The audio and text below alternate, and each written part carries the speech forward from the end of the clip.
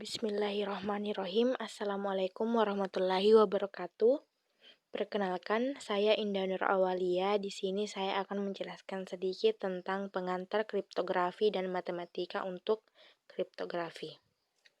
Di sini yang pertama ada fungsi. Fungsi dapat dituliskan sebagai fungsi A sama dengan B. Jika elemen A di dalam A dihubungkan dengan elemen B di dalam B, jika FA sama dengan B, maka B dinamakan bayangan atau image dari A dan A dinamakan prabayangan atau pre-image dari B. Himpunan yang berisi semua nilai pemetaan F disebut dengan jelajah atau range dari F. Yang harus diperhatikan bahwa jelajah dari F adalah himpunan bagian yang mungkin merupakan proper subset dari B. Selanjutnya ada fungsi 1 ke 1.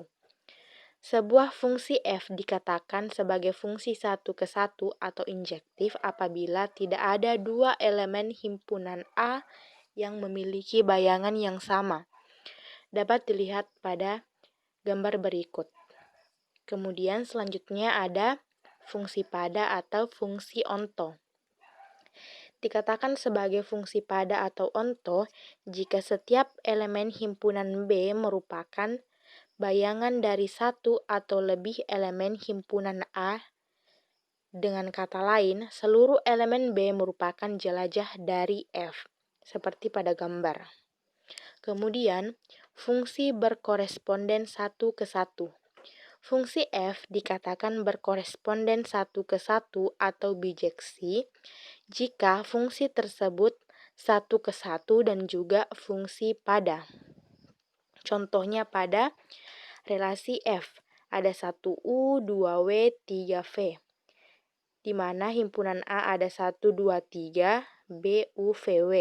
Merupakan fungsi yang berkoresponden 1 ke 1 karena F adalah fungsi 1 ke 1 maupun fungsi pada. Kemudian, inverse dari fungsi. Jika F adalah fungsi berkoresponden 1 ke 1 dari A ke B, maka kita dapat menemukan inverse dari F. Balikan atau inverse dilambangkan dengan F kurang 1, F min 1. Misalkan A adalah anggota himpunan A dan B adalah anggota himpunan B. Maka inverse dari B sama dengan A jika FA sama dengan B. Hanya fungsi 1 ke 1 yang memiliki inverse. Kemudian teori informasi. Mendefinisikan jumlah minimum bit untuk mengkodekan pesan. Contohnya, 1 bit untuk mengkodekan jenis kelamin, 3 bit untuk mengkodekan nama hari, 4 bit untuk mengkodekan 0 sampai 9. Entropi. Di sini entropi yaitu ukuran yang menyatakan jumlah informasi dalam pesan dengan menggunakan satuan bit. X yaitu pesan, N merupakan jumlah simbol berbeda dalam pesan, dan P1 adalah peluang kemunculan simbol ke I. Di sini ada contoh entropi. X adalah AA, BB, CB, DB. N-nya sama dengan 4. Di sini PA sama dengan 2/8 karena di sini A-nya ada 2, kemudian jumlahnya ada 8, maka PA-nya sama dengan 2/8. Begitu juga dengan B, C, dan D. Maka di sini kita dapat hasilnya HX sama dengan 1,75. Di sini ada 3 sifat entropi. Kita dapat lihat pada gambar. Kemudian selanjutnya ada teori bilangan. Pada kriptografi, bilangan bulat adalah bilangan yang tidak mempunyai pecahan desimal. Misalnya 8, 21, 8765, minus 34, dan 0. Kemudian, relatif prima. Dua buah bilangan bulat A dan B dikatakan relatif prima jika PBB AB sama dengan 1. Contohnya, 5 dan 7 adalah relatif prima karena PBB dari 5 dan 7 adalah 1. Begitu juga dengan 12 dan 25. Sedangkan 20 dan 5 bukan relatif prima karena PBB dari 20 dan 5 adalah 5 dan 1. Kemudian di sini ada aritmatika modulo. Misalkan A dan M bilangan bulat, maka operasi A modulo M memberikan sisa jika A dibagi dengan M. M disebut modulo atau modulus, dan hasil aritmetika modulo pada notasi tersebut terletak di dalam himpunan.